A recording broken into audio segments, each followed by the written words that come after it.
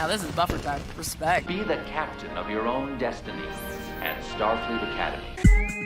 What is buffer time? Is what buffer time? Hello, Buffer Timers. It's just another Manic Monday. As we talk about Starfleet Academy's third episode, Vitus Reflux. Before we get into it, let's go around clockwise and introduce ourselves. I'm Dustin from Best of Trek. Hello, I'm Ren from Ren Rants. I'm Scott from Opinions No One Cares About. My name is Vanessa, and my YouTube channel is called I Love Bad Star Trek. I'm Josh, and I'm just a Mugato in a YouTuber costume from Windgrace Project. I have 5 books on Mugatos, though. Ooh. And a Kirk cat. Trey chic. So you both know the Mugatos then. We have a lot of varying opinions on this episode, from pretty mediocre to quite good. And I can't wait to get into it. Let's start with one of the bigger things and bigger problems that I kind of have with this one. Why does every interaction between Caleb and Terima come down to her owing him something? What could she possibly owe him after less than 2 days spent together in a previous episode? I mean, to be fair, she does directly call him out on that immediately afterwards, where she's like, "We're strangers. I don't owe you shit, dude." But yeah, I have to admit that's not my favorite part of the episode. I would say those scenes between him and Terima were fine, but probably the least interesting thing the episode had going on. I did find it interesting that she made every shot while they were talking. I just got the impression. Did it that way? Sorry. I just got the impression throughout that this episode belonged much later in the season. If there was more to this relationship between the two of them, and as well as the rivalries that get talked about in this episode, it would make a little bit more sense. But because we're so early days, it's what is there to care about, really?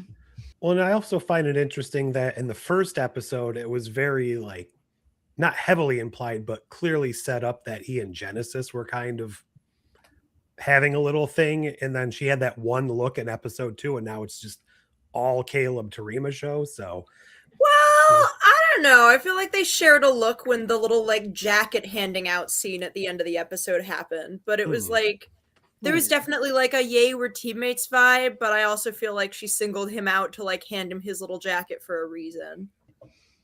I think she's just an attractive person, and maybe that's just the vibe she gives. The thing I think is just everybody's giving everybody a look at this point. I mean, it's early in the first year, the first semester. So everybody's just kind of checking out what's the eye candy got to, letting the various love triangles shake out a little bit before they become not triangles anymore. Because there's also especially in the first episode, something between her and Darum too. He's clearly into her, and she's not into him a little, it seems like. I think that could persist even after this episode, where he went way too far and got too personal with her just to win. Yeah, maybe the first time a woman was actually impressed with a guy pulling out his head. I just got the impression that it was he was negging her, and I just find that tendency to be pretty problematic. It wasn't even so much that, he went personal.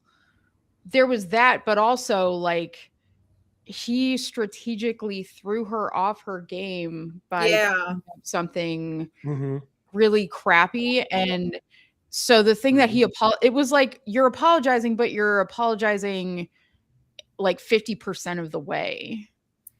I don't know. I thought he actually did a pretty good apology. He said, I took advantage of you when you opened up. And then she was like, well, I guess I shouldn't expect everyone to play fair. And then he's like, no, you actually should have expected that here. You were right to expect that. I'm sorry. I thought that was pretty good. Where Yeah, he's at like, least here. yeah, I acted like a piece of shit, my bad. And he basically explained that like his, I don't know if it's his like whole planetary culture or his family culture, but either way, like the culture he was raised in was basically like the way to approval is win at all costs, like no matter who you hurt, right? And then he's learning, oh, and he's desperate for approval. Like you can tell he's like thirsting for like accolades and approval and love, like not just from like his fellow cadets, but like also from his parents. So he thinks that's the way to get that recognition that he so craves.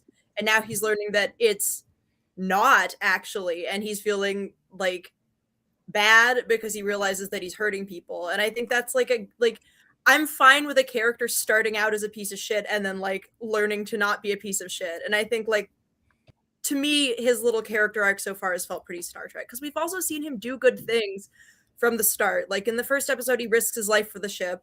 In the second episode it was actually pretty kind of him to like teach Caleb how to make his bed. Like he's not always a piece of shit, but he's been like raised in this environment that like fosters these toxic, like frankly misogynistic, like problematic elements, and now he's learning to be better. And I think that's a good thing for especially like young men to see right now. Yeah, I guess like that doesn't that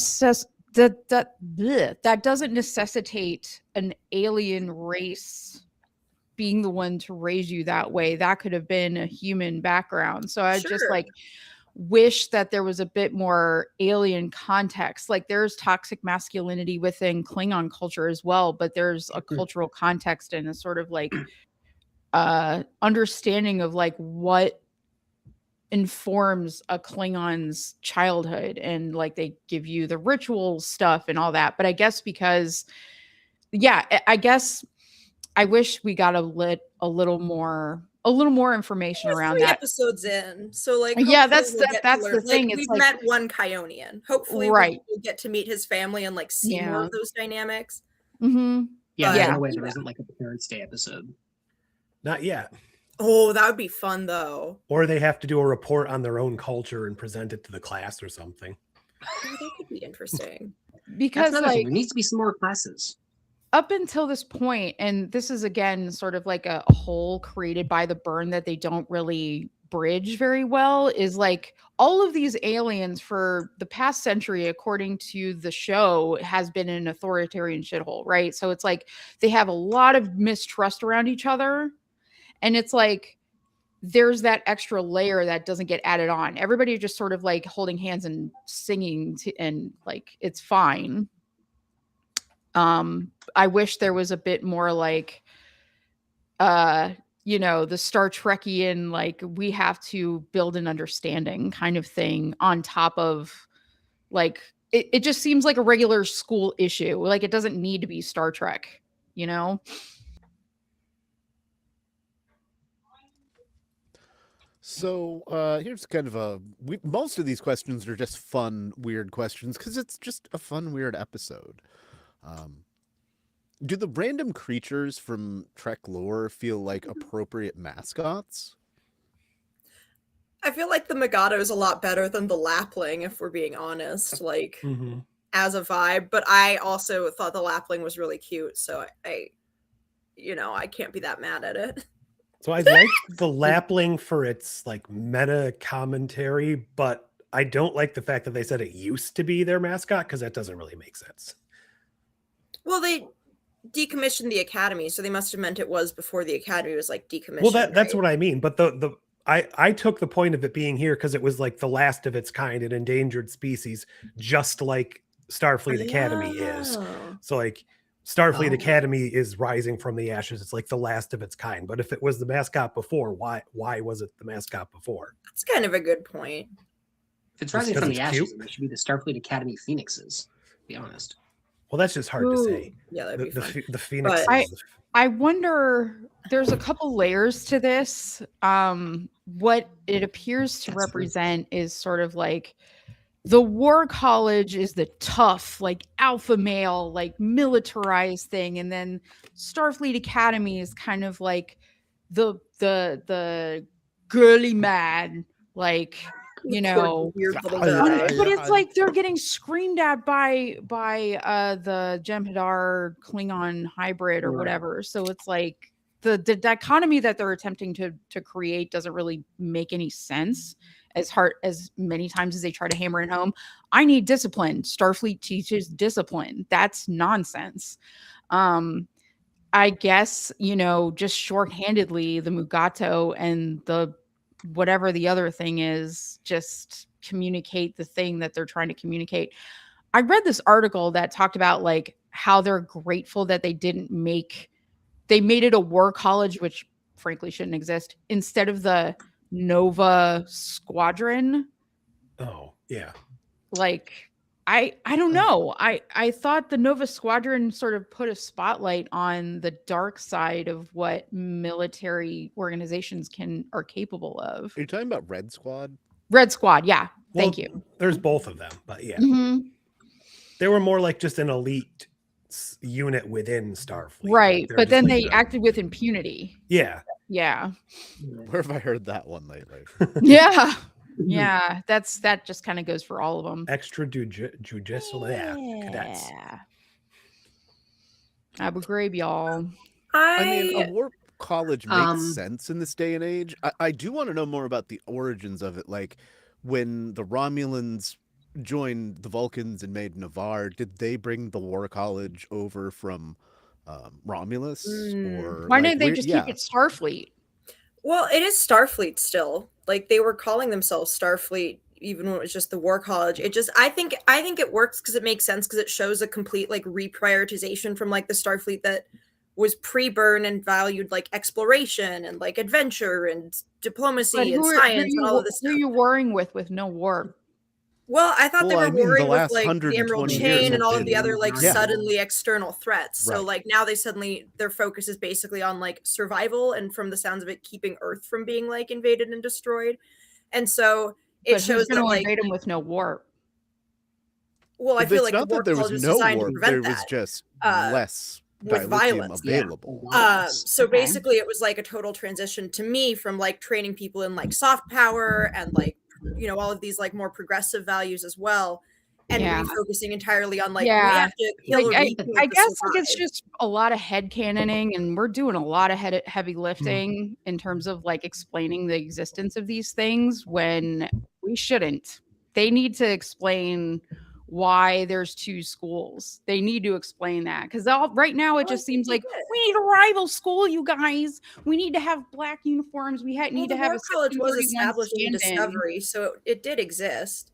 Mm, I'm just So not we've got it already entirely certain. established as a thing. yeah. And then How did Yeah, it? they're it would be nice basically to know where it it's came an from, though. experiment, right? Like they're opening the academy to like try a different approach and try to be a new federation. I think what's going to happen is eventually there's not going to be two schools. I think the War College is going to Right. get absorbed into Correct. the federation. Mhm. Yep. Maybe by the Yeah. end of the season, Well, maybe by the like, end of the show. the way Wharton that School their of dean Business. the way that their dean showed the Starfleet, you know, the captain in such an attitude, like, no, I am going to do what I want to do and give my cadets free reign.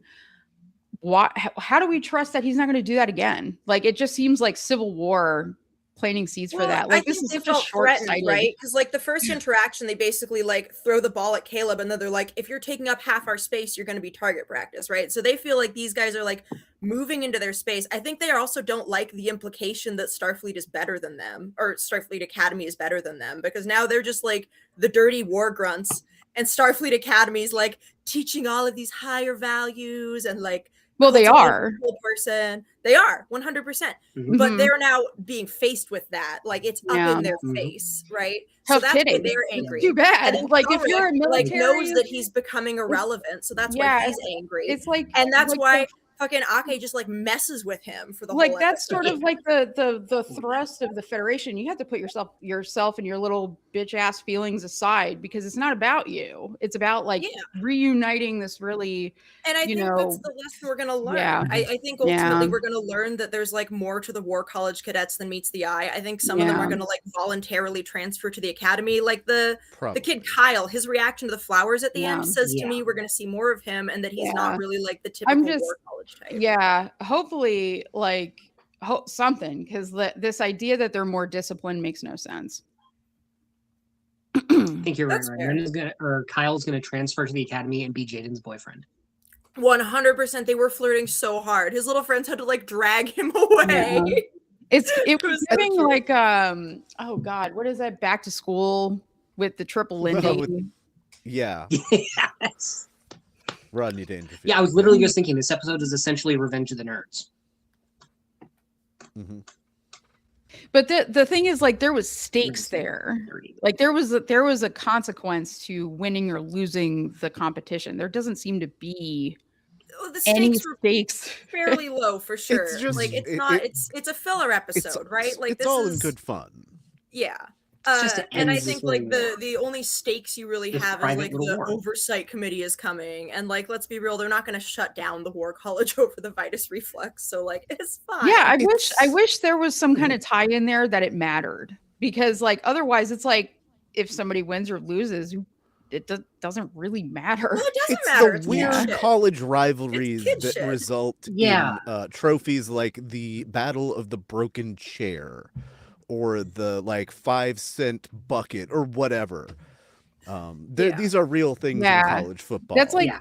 But like those rivalries, like over the course, like even with Back to School, there was a rivalry with that shitty bully, and that built up over the episode. But with this, it was like, okay, they're just against each other, and what Yeah, does it that's matter?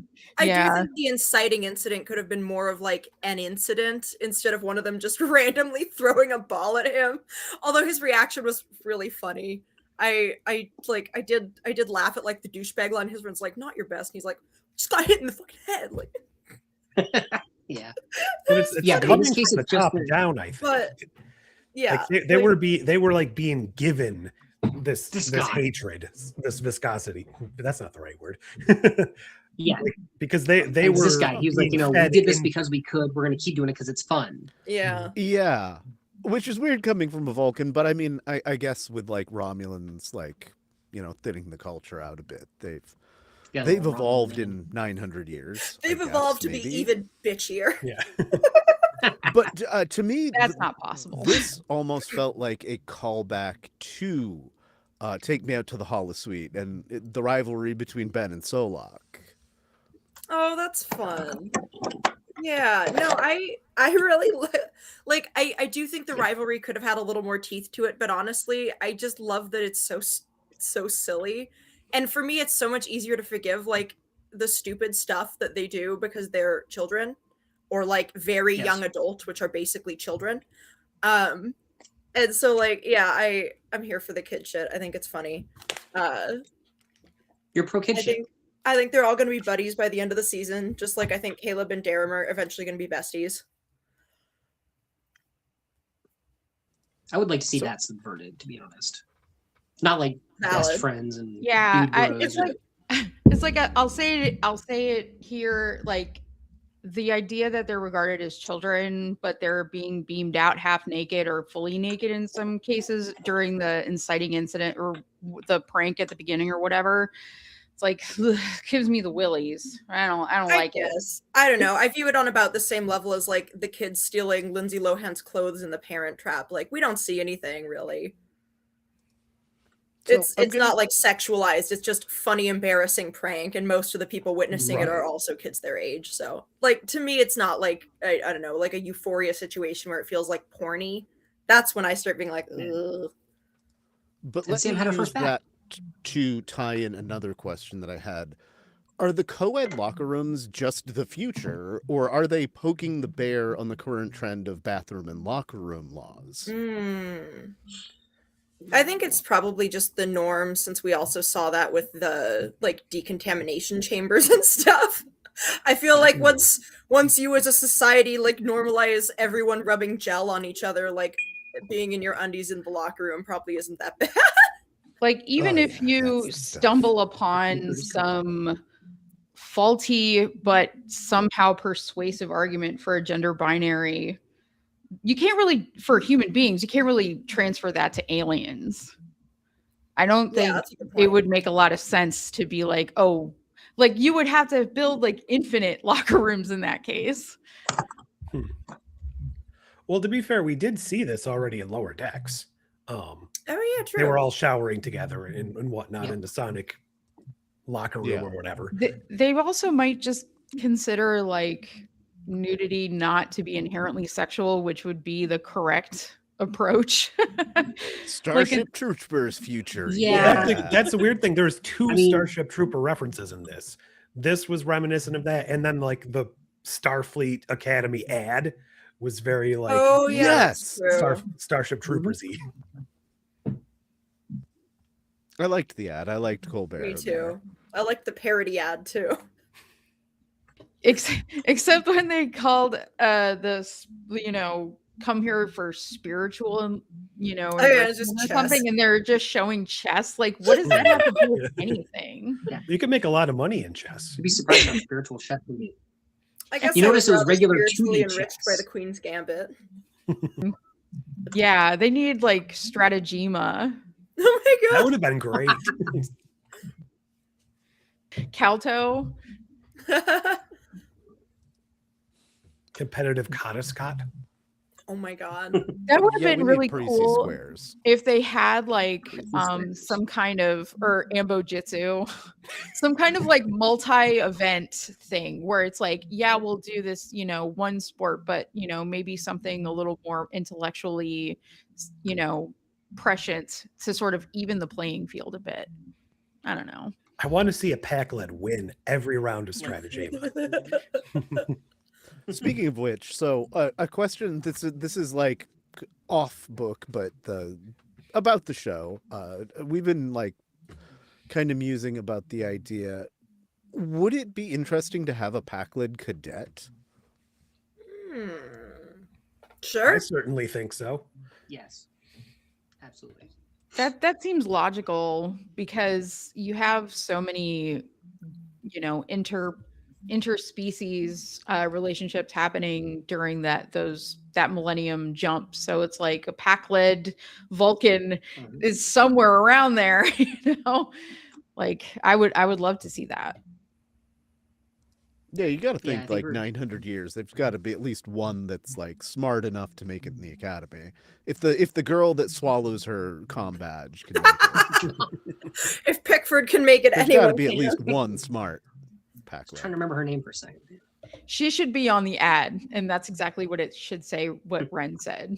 If she can do it, so can you. Yeah, and then we were joking, like, what if the pack led is surprisingly like the smartest cadet there? It's like, I am smart. You are smart.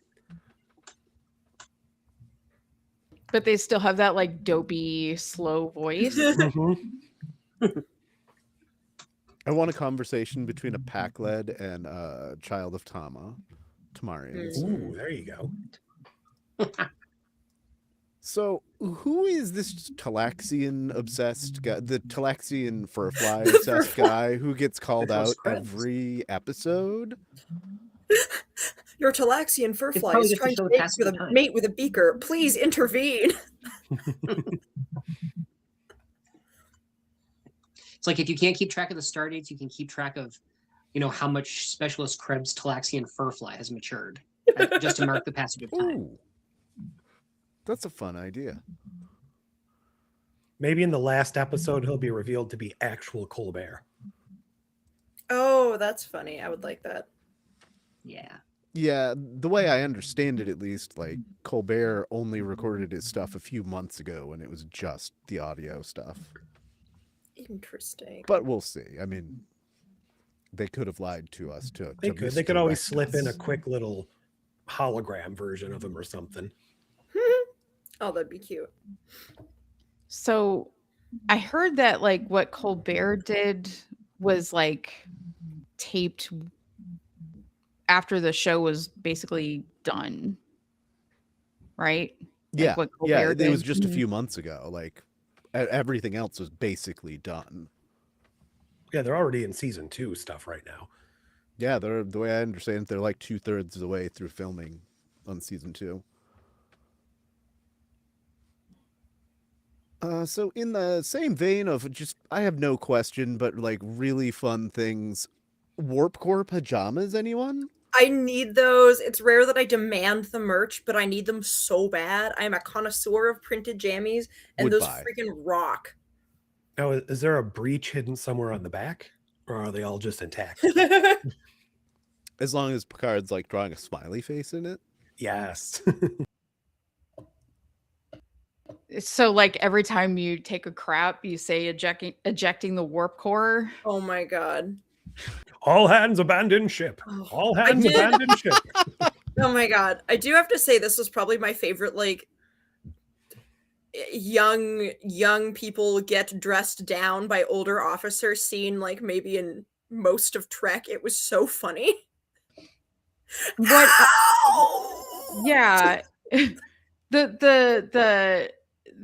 the sort of repetition of empathy by this captain just didn't really add very much to me. Like she could have literally said anything and the result would have been the same.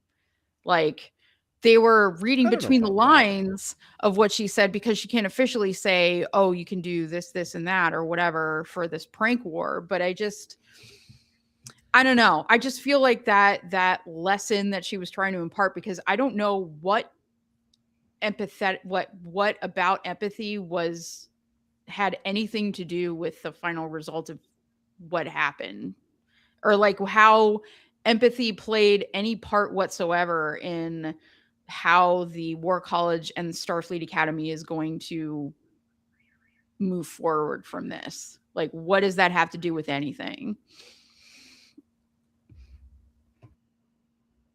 Yeah, that's probably fair enough. I initially read it as like empathy, like as the plants kind of like be just being a way to communicate about the plants and like their weird like repetition of like what you say and the fact that they can apparently like feel your stress. But then at the end she's like, I'm teaching you how to think like your opponent. I'm like, okay. I can kind of see how there's like a disconnect there, because like they got him, but I don't see what about that is quite like, I don't know, like shows that they were thinking like the War College instead of like just like pranksters. That's a good point. I guess it was more not to just keep upping the ante. It was supposed to be a decisive final blow sort of thing. Like you need to think high enough to, like, if you're going to hit back, end it, as opposed to just one Yeah. up And ship. yeah, I mean, like, if you're going to quote like bring up Sun Tzu, usually what you do is, give a passage that's relevant. And I just heard empathy being like just hammered.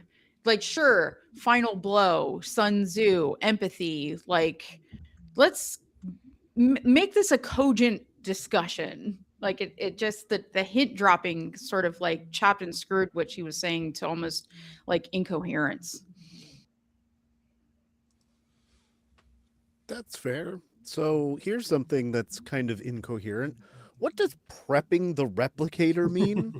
Oh my god. We'll get into the deeper thing about these two in a minute, but like, what does that mean? Is it just a euphemism for something else? Maybe you have to like pre-program whatever like special settings you want. Like maybe a turducken is hard for the replicator to make. It's quite strange, especially 800 or whatever years in the future. There was also another like weird little script error that someone in my comments on my review pointed out, where they like the only function of the Calica transport or the Calica phasers is transport, but she uses it to shoot the replicators. I didn't notice it even after watching the episode 3 times, but then someone pointed it out, and now I'm like, oh, that's should it not have simply transported the replicators then? Or not? I'm fascinated that she, there's no Ketracel white, there's no like blood introduced as a potential meal. Like, she is divorced from both of, her biological urge, like the things that she would be drawn to culturally. So it's like, Well, sort of. Well, I mean, she does mentioned immediately two want Klingon French things fusion. here. Yeah.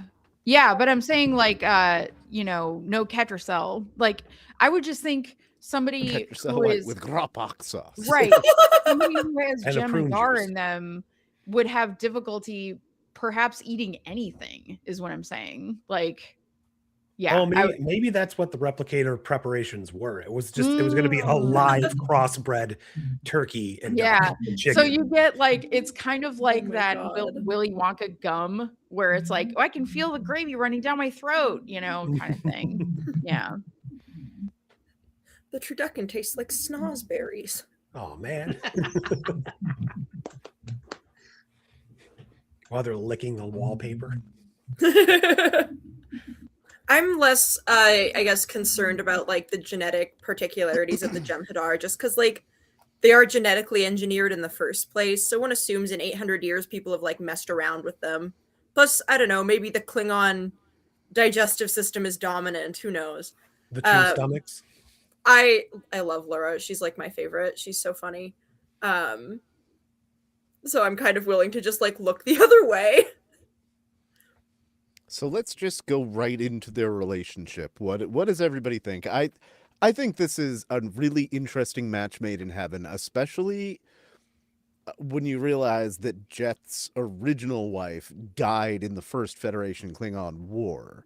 So then she goes and gets a half Klingon partner 1,000 years in the future after saving the galaxy a couple of times. So I think it's a really, really interesting dynamic for me. I love them together. I think it's fun. And I like that it kind of makes sense to reveal it after you've seen them sort of just always together in the first two episodes. Or I guess this episode and the second episode, since Tig didn't show up until the second episode. But yeah, I feel like it was fun that they were sort of like always just around each other, and then you find out that there is a reason for that. And I love how like differently Laura acts with her versus how she acts with everyone else. No, I like them. I think they're really cute. I hope we get to see more of them. I'm glad that we have a queer relationship prominently in the show. I would prefer that it wasn't side characters that were in a queer relationship. Like, again, we're like focused on straights at the forefront. In general, it seems like the relationships are forming, and like, yeah, I think there's going to be some student ones there too. But it is nice to have from like early days, and I do like how casually it was introduced as just like a thing to show that like, hey, this is what a happy, healthy relationship looks like, pal. Does anyone show up for you? Yeah, it's sort of like Stamets and Culber. Like they're a unit, and you're just introduced to them that way. I feel like they're more on the same page, like because they were just like finishing each other's sentences. Like they had a disagreement and things, but then they just like worked back and forth and like came up with a better solution. Hooray! I wonder if it's the same, sort of like the U-Haul stereotype. They've probably been dating for like a week, but they're just like clicked already. Lesbian second date. I bet. Yeah, Rito's like leaving Discovery after date 2. We met last episode.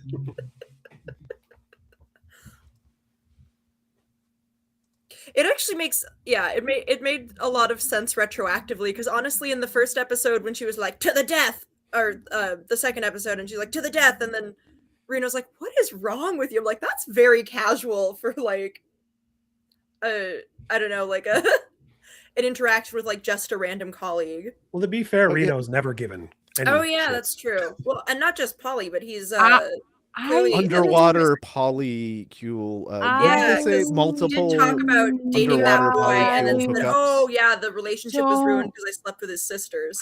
Yeah, that's not poly. That's cheating. Yeah, that's it is. not. It objectively is. He's not poly. He's just no. He's pansexual. Or he has no bisexual scruples. That's an not straight. Is the point. Unethical slut. That's the difference. Yes. Well, they did keep getting their P words wrong this episode, so maybe that was just a clever callback. So in the realm of fetishes, does having a dozen types of tea built into your office wall constitute a tea fetish? No, but the stirring thing does. Hmm. That got weird. If you must stir, move the spoon back and forth to 6 to 12 times. And you're just like, That reminded me of there's this scene in Peep Show when Mark is trying to stir his coffee and not clink the sides, and he calls it the velvet spoon technique. So ridiculous. that's the Yeah, vibe. That is they the were vibe. yeah, it was really going over the top of like this person's so anal retentive that they can't even enjoy a hot beverage that like without micromanaging it. Well, he's living in a bank vault. I do love the contrast between their offices. Actually, I'm really loving the set design generally because it does quite a lot of background work so far. Like, you can totally see so much about, like, Ake's personality versus Calrec's personalities just based on their office, or even, like, that little panning scene with the morning routines at the start of the episode. You see, like, Caleb's messy corner, Occam's messy corner, and then, like, Darum's corner, like everything is folded, everything's neat. His little kettlebells are on a row from like biggest to smallest. Like his shit is organized. And so it's kind of that just like really nice little shorthand about the characters that I was just pleasantly just happy to see. Yeah. I found it interesting in this one with Ake, and I know a lot of people have problems with this captain sitting in her chair weird. And like she sits in her own office weird and in her chair weird, and that's fine. And I hope we find out she's like part Cation in the future because like that would make It is so very much sense. cat-like the way she moves. But I it's like- thought it was interesting how she did it in his office this time. Oh, it was such a She just like flex. went right down on his couch and like flat, and She like she's, flops stirring her over tea the from back there. of the couch to like sit on the couch, and like the way he looks at her when he walks over with the tea like sends me every time.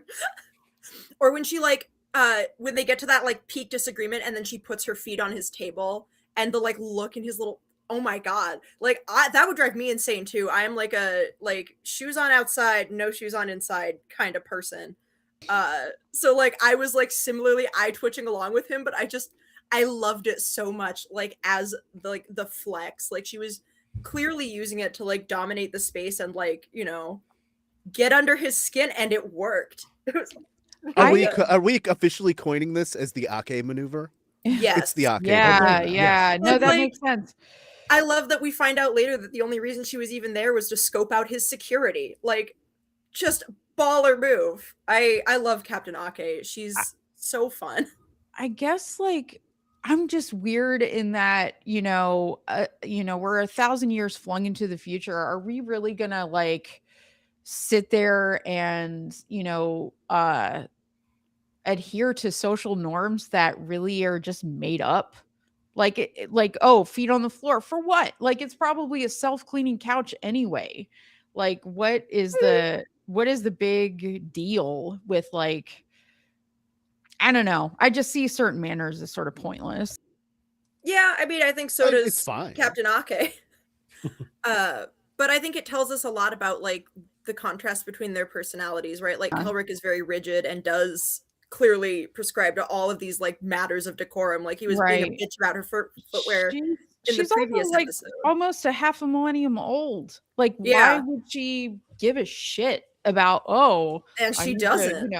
Yeah, that's. I just find her demeanor pretty natural. Honestly. Yeah, I totally agree. The people freaking out about it are just really annoying, honestly. Like I have issues with the world building and certain things about the plot, but like the sitting thing, like who gives a shit? Yeah.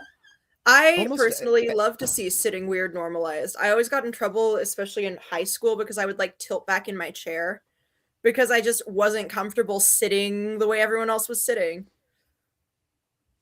That is all fair.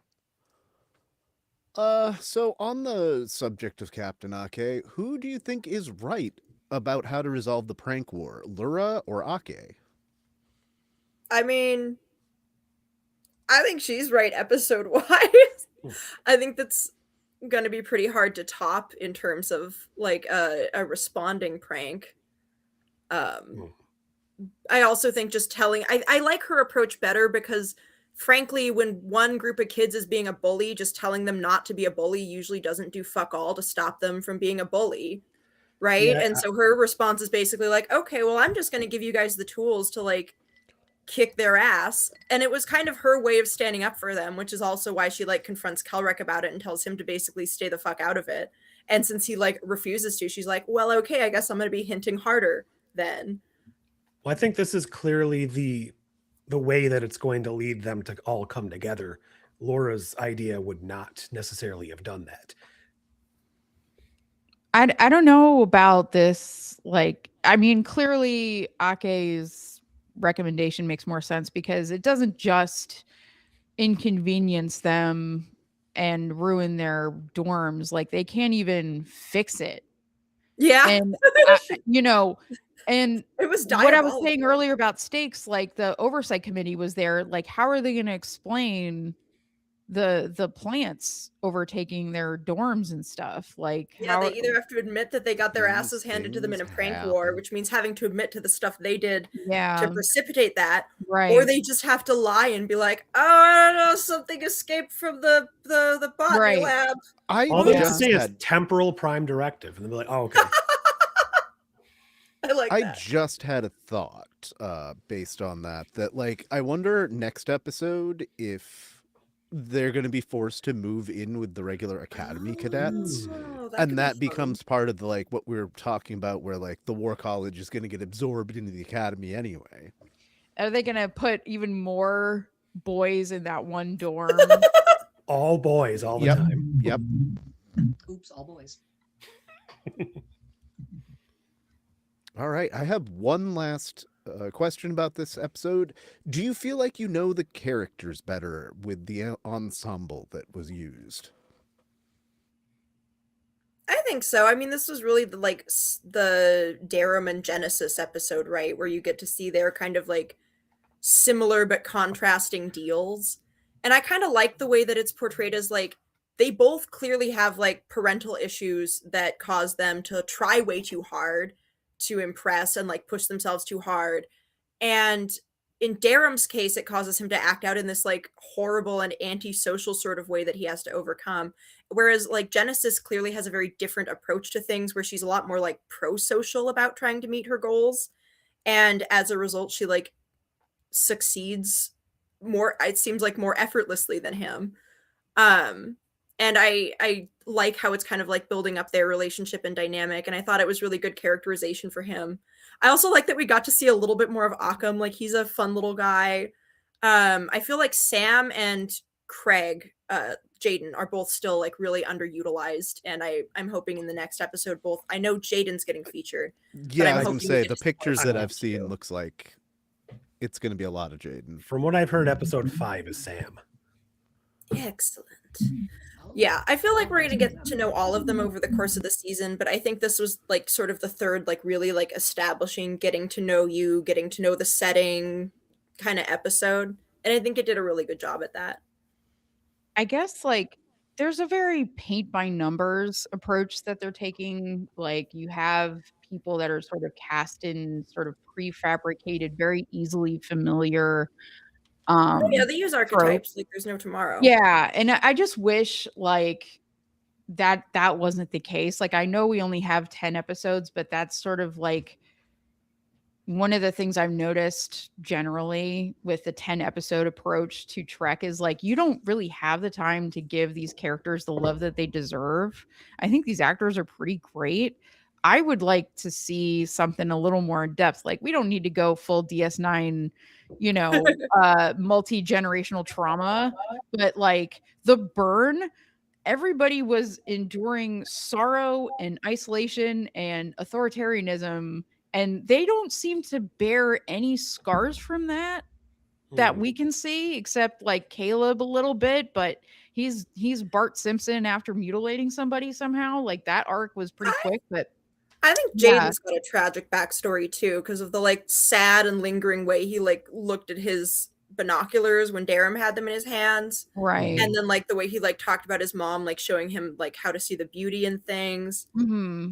I think a lot of them are basically just doing their best. Yeah, Beta Zeds were like yeah. or the Betazoids were on Beta Z, so they were like sheltered and have kind of a different Yeah, upbringing. and again, Darren was like talking about like his privilege growing up. yeah, Sam's compared to, literally other brand new. kids. So the I think we're gonna Betazoid, see more of that come out probably. right? Like we still don't really have an understanding of this Betazoid retcon either. Like I know that's Yeah, sort of a I'm hoping sidebar. we're gonna get more on that because like what the fuck. Yeah, and I see the Betazoid character whose name is slipping my mind right now. The Awesome. lady. Yeah, thank you. She seems Oh, Charima, sorry. Charima, yes, Yeah, Charima, yeah. yes. She seems to me kind of like a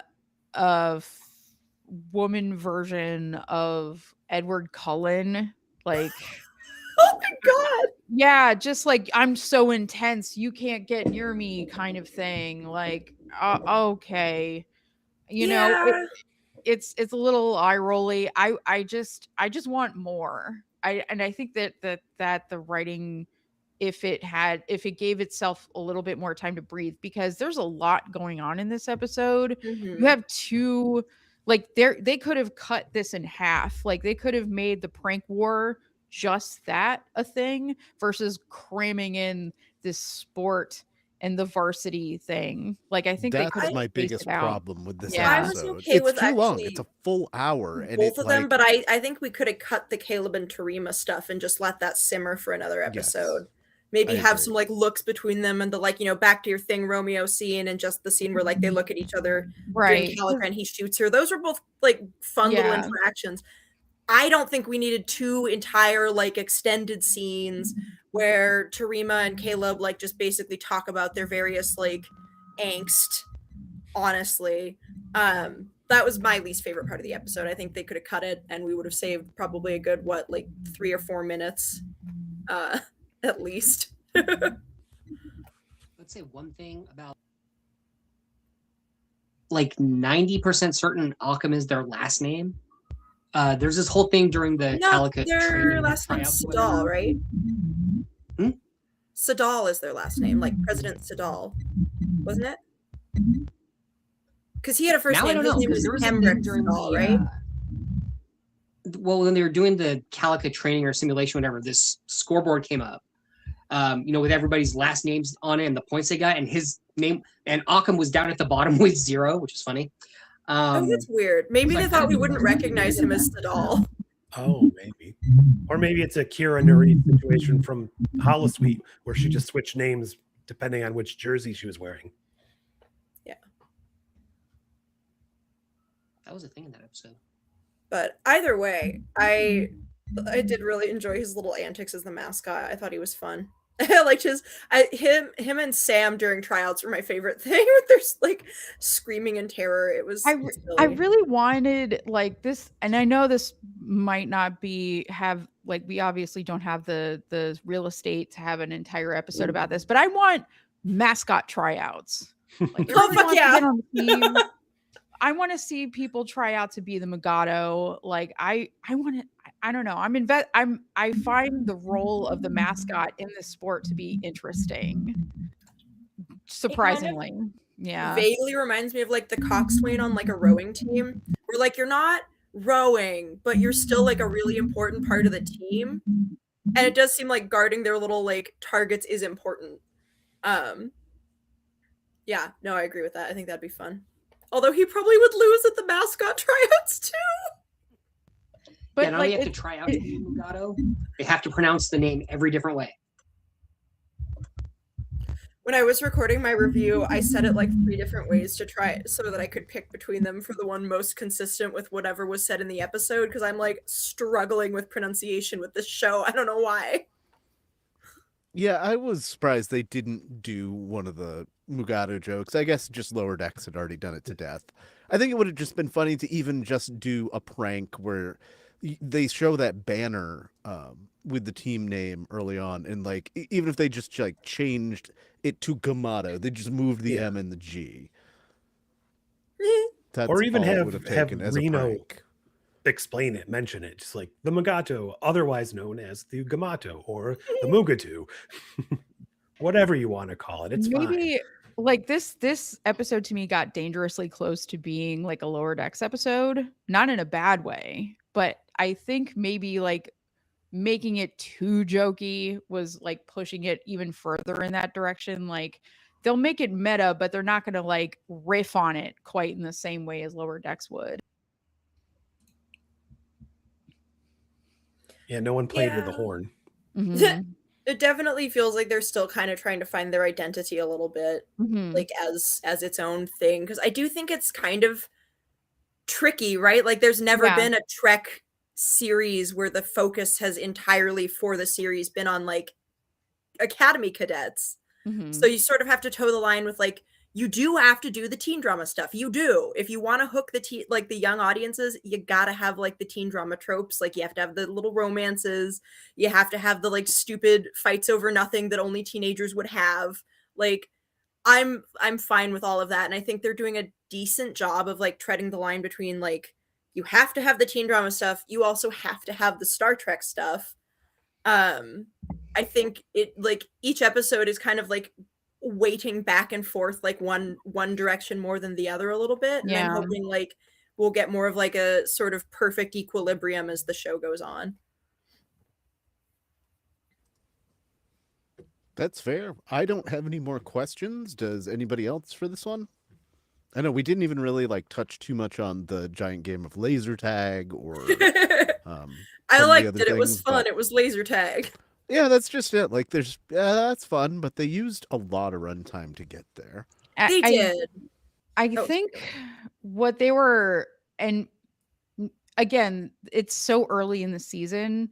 I wish we had like maybe they were building up to the you know trying out for varsity, whatever this Kalika sport is, because it seems as though absolutely 0% of them are acclimated to any kind of stimulus that this game is throwing at them. So it's like, you know, I'm baffled a little bit by the instructors' reactions to their reactions. It's like, yeah, they don't, you know, they're not typically around gunfire and explosions and, you know, having to duck and cover. Like, of course they don't have I those mean, they skills. They will be. just enrolled. I think Some of them definitely do. I mean, this Yeah. is again coming out Caleb of was Burn, having a so a great lot time. of those kids. But we don't really know them as clearly not the majority of them. So it's like That's fair. sort of and similarly like the War College of course is like purely militarily geared, whereas with these it's not an even match. So it's like, why even engage in this I to think- begin with? Like, why well, would you? Laura Yeah. said she's a War College graduate herself, so I think she like her standards are based on the standards for like the War College cadets, and probably very Okay. different people apply for the War College. But I also think that like she, you know, she seems to have like a very like tough love approach where she's trying to like scare them into being better Sure. at things. Just like how in the previous episode she's like yelling at the person during combat training, and then when they run away she's like, I can always spot the runner. Right. And like I would just think, and it does kind of make me wonder, you know, about the way that cadets are trained pre and post burn, because it's like I don't think they would have a sort of drill sergeant approach pre burn to teaching people how to, you know, gear themselves towards battle situations, whereas with this it's like you just have this woman screaming at them. And it's like, is that it? And the other professors are sort of tee-hee-heeing. And it's like, clearly there needs to be a recalibration here. And also, it doesn't really make sense that they would like compete. It's one thing to train and sort of like throw them in the deep end, but to be like, yeah, you're also going to, you know, be confident enough to compete. Not that it's Well, sanctioned. to be fair, they weren't supposed to be competing It wasn't in this episode. sanctioned. They were Right. supposed to be like Right. tryouts, practice probably for several weeks, and then matches. Right. I guess I was wondering about the point of having a Calica team, because if they have like are there other non-Starfleet schools that they compete against, like regular universities have that to have be. Calica In- teams? There must be, Well, right? we've heard before about like they like Picard had said in Tapestry, I think, how like they played Minsk in whatever. Oh yeah, okay. Um, So so that's kind yeah, of they do play other yeah. colleges. Okay, cool.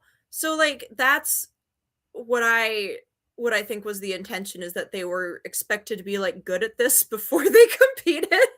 Right. Yeah. Like And I then was they did that sneaky like right. illicit thing in the atrium instead. So it's like they saw how objectively terrible they were and it decided to compete with zero Well, yeah, skill I mean, and to level. be fair, like everyone shits on Darum for that decision. Like he does it in the heat, like he's like Calica in the heat of the moment when he's mad about the like parody ad, right? And then everyone like afterwards, Caleb's like, "Why did you propose our atrium? I don't want to get in. Like, I don't want more community service hours. What the fuck?" And then Genesis was like, "Well, you know what they call a captain who leads his team into a slaughter? A bad one." So like that was all Darum, like 100% Darum, just Well, being Caleb was mostly concerned about, and again, it's like this particular component of it is a little confusing because Ake says that none of the crimes that were committed by Caleb were under her jurisdiction. So she's essentially granting asylum, or not really asylum, but like, you Yeah, know, you kind can of. stay with me or be locked up. But then he says, if I don't stay here, I will go to prison. So which is it? Is he like, well, it was that or prison, because that was how she got him out of prison. Because she said that there was like a treaty that they had with the Tarathans where okay. you could commute low-level sentences into service. So the service was Mm, Starfleet.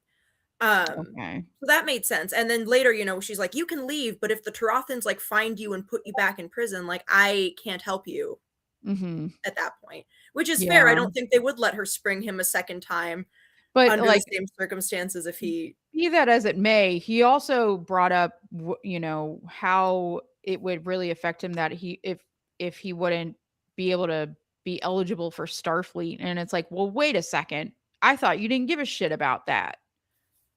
I thought you were just there begrudgingly because it was either this or prison.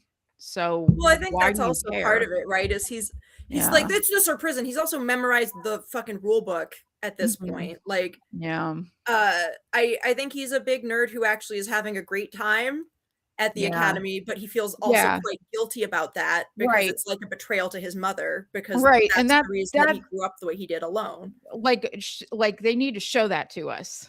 I think like they really shorthanded. They just Well, I thought suddenly they made him were an apple polisher. Like, I think they no, were I don't trying get to with that. the scenes with Terima, but I also don't think they were particularly like well written in terms of like really communicating, because she's like, oh, you're fighting yourself so hard to like not care about this place or these people, and I was like waiting for her to like say something about his mother, and then she didn't, and like it just ended up being kind of like a sort of a nothing scene where it was more about their like romantic tension instead of that like in frankly interesting dynamic for him.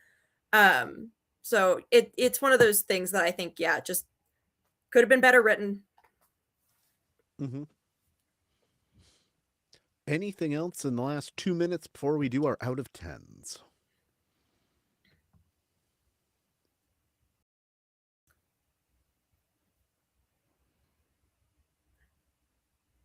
I wonder if Calric is going to end up joining the academy under Ake's leadership when the like schools merge, if they merge, because No, I I feel bet like he they're just building to like disappears.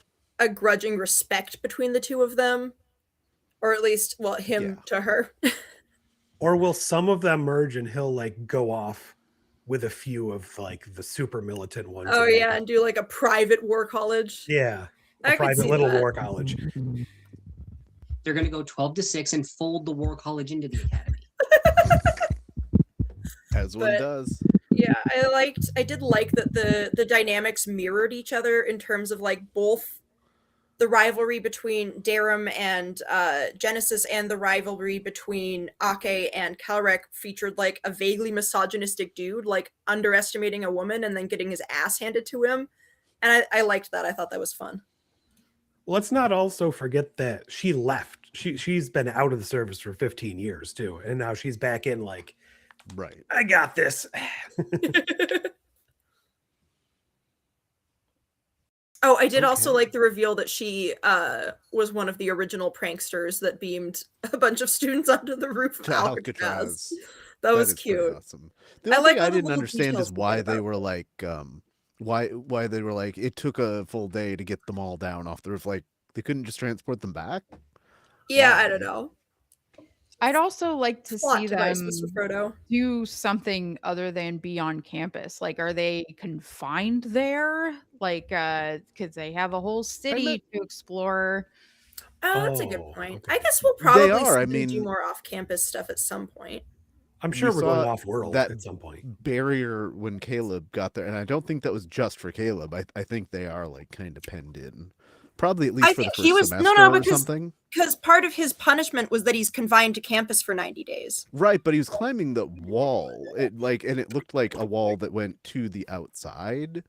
Like Yeah, through the maybe road. there's like So I don't Maybe know, it's like like one of those, gateway like, that you would normally he's go through if you're like privileged to leave campus. maybe he's like got some sort of house arrest type deal where, he in totally does. particular is not allowed to travel right. hither and He yon. does. That's why they Mhm. like ran after him and they were like, what are you doing out of bounds, Caleb Muir? And then like dragged him back. But yeah, I think everyone else is allowed to leave because otherwise being confined to campus wouldn't be a punishment if everyone's just by default confined to campus. And then Yeah, as a whole, like, how often are we gonna use the Athena or some other ship and actually do some like star trekking?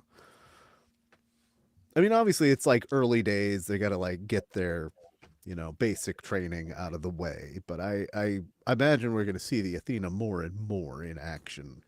I hope Exactly. so. Because Going Paul forward. I do Giamatti like the can't academy, really but come back into play till they leave, probably, unless they cut away to what Yeah, he's for the doing. most part. All right. It's been an hour. We're gonna rate this thing out of 10.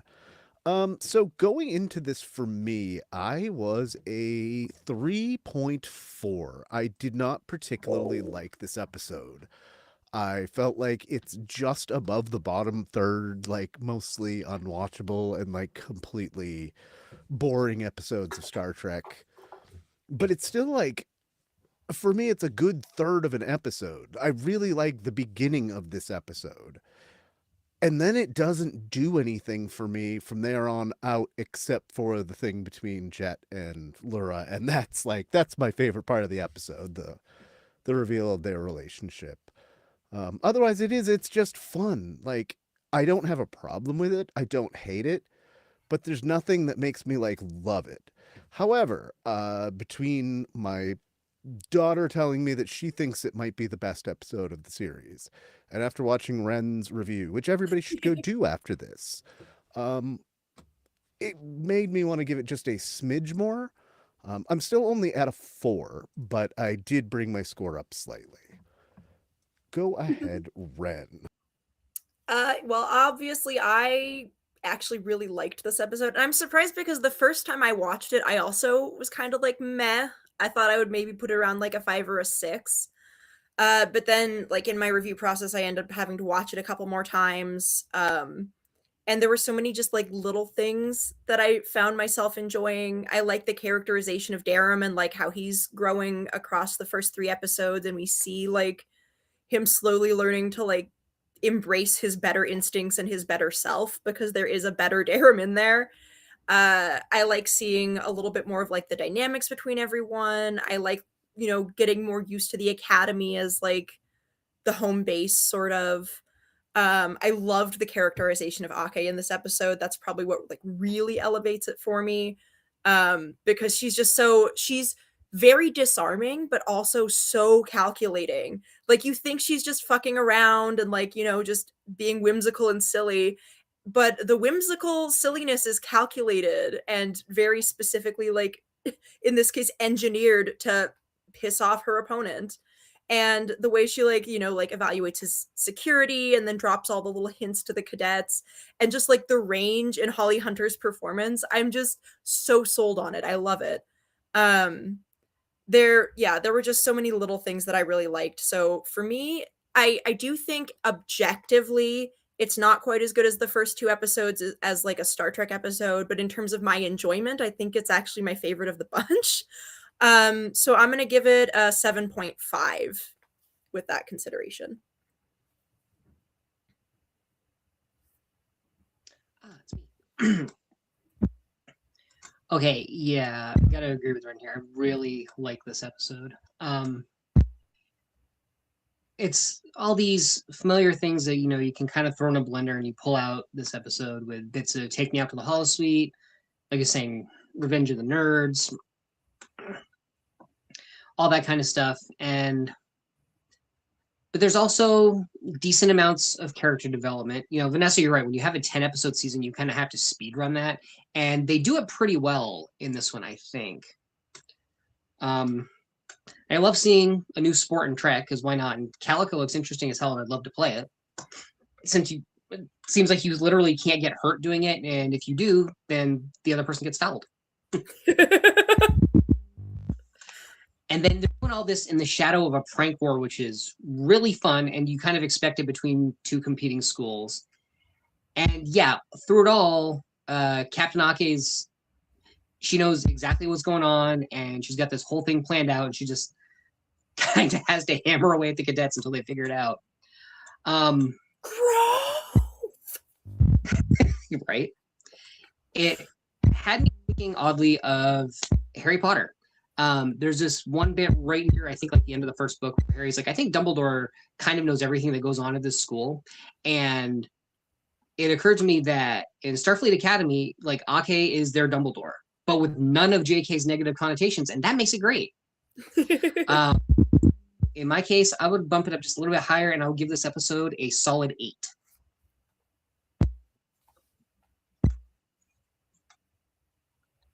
Okay. So, like, I just find the conceit of this particular episode to be pretty hollow. Like, I'm not invested in this war college rivalry. I'm not invested in this romance. I'm not, and when it just, like, there's so much that could be processed in this moment. We've had the burn happen, and then suddenly we're back to, everybody's hopeful and optimistic and invested in what they're doing. And it's like, hey, why don't we take a second and sort of reflect on, where they came from and how they got here and why they would give a shit about being at Starfleet Academy at all. Like, I really want that, because, like, that to me is what part of what, like, sort of rounds out a Star Trek character is, like, what brought you to this? What makes you want to do this? Because I just see kids, like, being overachievers, but that's sort of flat to me, because you could be overachieving at anything, and they're sort of like drawing these characters sort of paint by numbers. And if they, like, cut out one of these sort of contests out, and develop, like, fleshed certain things about this more, it would make it more memorable. And I just feel like, again, we're not just because of recent events that have happened, but for a long time, we've really needed, like, a hopeful message. And, especially if they're coming from an authoritarian past, like, hey, like, turning around from that would be a really great sort of thing to focus on. And that's missing. So I give it a 4.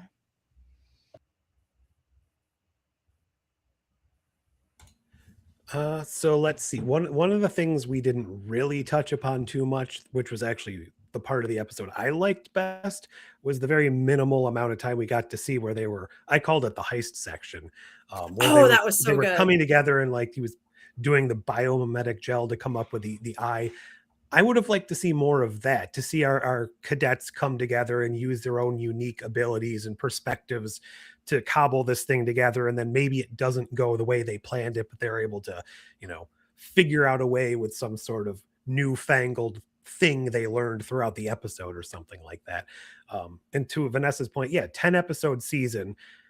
we have this large cast of characters already, the main cadets, not to mention all of the other people like, Laura Thok, and you have the doctor, and you have Reno. If you're to give all of these people their own episode, we're out of episodes.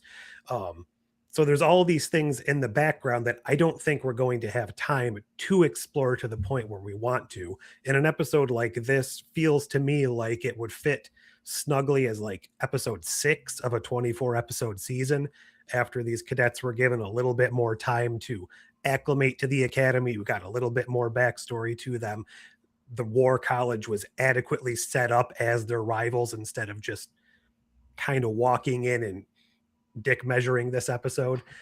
I just feel like it didn't do enough for me to feel like it was more than just a lot of things we've seen in other things, and it didn't add enough of a Star Trek flavor to those outside of things like the Mugato or the transporter guns to really feel like it elevated itself above if they just took the Star Trek name off this and called it like Space Force Academy or something, or just another generic sci-fi academy setting. It didn't really scream to me, oh, this could only be done in a Star Trek series. I did enjoy it more on my second watch than I did on my first one. Some of the things slid in a little better, especially the initial talk to them by Aki, because she was trying to impart things on them I didn't really catch the first time, but I still think it's definitely the weakest of the season.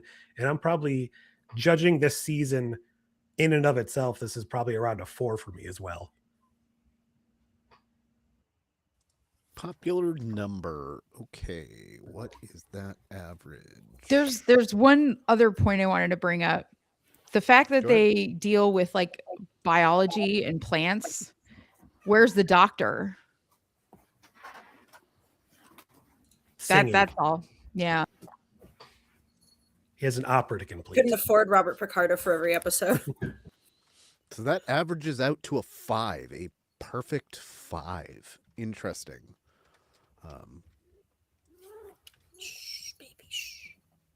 All right. I don't have anything more to say about this thing. So let's get out of here till next week. It looks like we've got a Jaden-centered episode.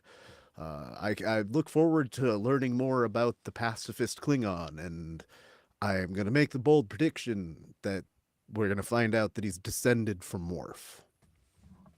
So let's wait till next week and find out. I'd like to thank my co-hosts for joining me and for all of you who've tuned in. So until we see you again, live long.